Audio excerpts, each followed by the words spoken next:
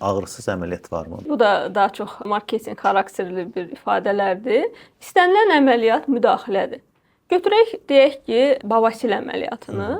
Bəli, bunun iki növü olur. Açıq üsulla icra olunan bavasil əməliyyatı və lazer üsulu ilə. Açıq üsulla buna deyirlər hemoroidektomiya, yəni xaric olunması düyünlərin. Lazer üsulu isə lazer hemoroidoplastika. Yəni burada düyünləri biz kəsmirik, sadəcə olaraq yandırırıq. Yəni xüsusi üsulla yandırılır. Təbii ki, yəni müqayisə etdikdə lazer əməliyyatının effektini açıq əməliyyatla qətiyyən müqayisə etmək olmur. Çünki lazer əməliyyatı qat-qat rahat, qat-qat ağrısız bir əməliyyatdır. Açıq əməliyyatın təbii ki, ağrısı çox olur. Amma lazer əməliyyatından sonra da təbii ki, bir hissiyat olacaq pasiyentdə. Yəni orada müdaxilə olub, bir diskomfort olacaq. Deyək ki, defikasiya aktından asılı olaraq ola bilər, məsəl üçün müəyyən qədər yandırma hissiyatı ola bilər və s.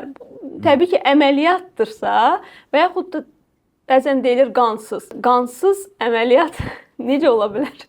Təbii ki, bir müdaxilə olunursa toxumaya, istər əməliyyat zamanı, istər əməliyyatdan sonra da müəyyən qədər o qan ola bilər.